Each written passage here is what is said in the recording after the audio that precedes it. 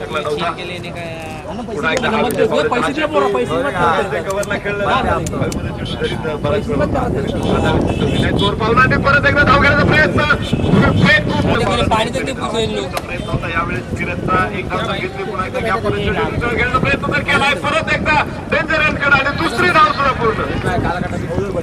विजय पावलेचा सामना करेल.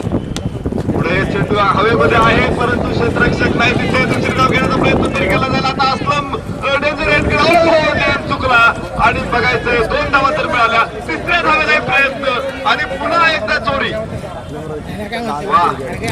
एवढ्याच आणि त्यामुळं एक चांगला आस्वाद घेत आहेत. हा चेंडू स्क्वेअर कटचा अप्पर कट खेळलाय. डीप कव्हर पॉईंट सीमारेषा फोडली. किरण 4 धावा हो विजयने फटकावलेला हा.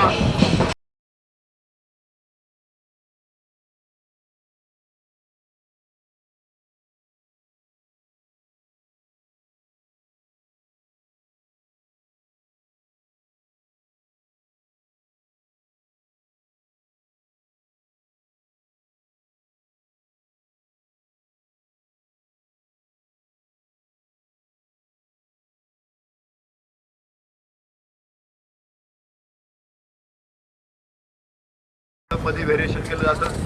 तर अशा प्रकारे काम केलं. स्क्वेअर कटचा फटका बघा किती ताकदवान आहे. 4 रन लागोपाठचा दुसरा चौकार.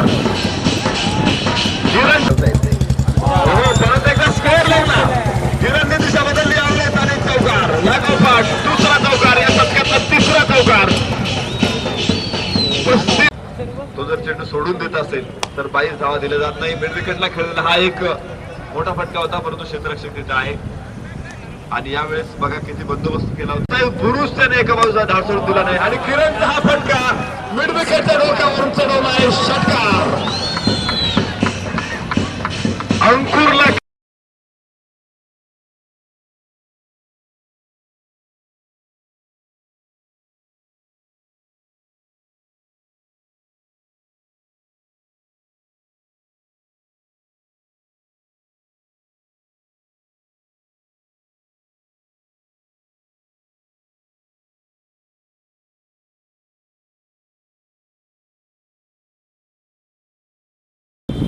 किरण षटकार. पुन्हा एकदा हा चेंडू कसा अफलातून फटका खेळलाय बघा. एक धाव तर नक्कीच मिळणार आहे आणि किरण धावा चोरण्यात बाहेर आहे. 2 धावा सुद्धा तो सहज काढणार आहे. तिसरी धाव सुद्धा घ्यायचा प्रयत्न केलाय.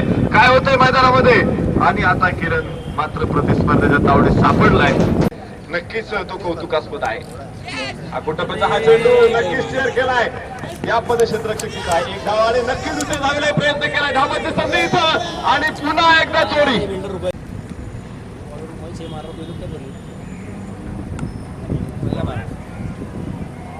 आणि याचबरोबर परत एकदा हा चेंडू सीमारेषेच्या बाहेर चौकार. वसीम सेठ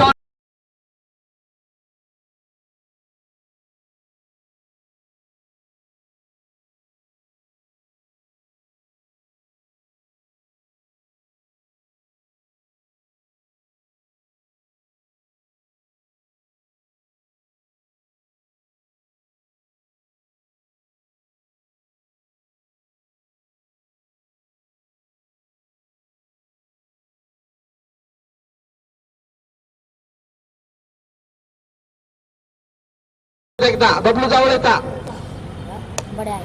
हो अतिशय सुरेख फटका खेळायला लालू साळवे. झटक्याने चेंडूवरती आलाय. पटकाने चेंडू अडवतोय आणि झटक्याने आता या ठिकाणी फेक करणारे एका धावेवरती फलंदाज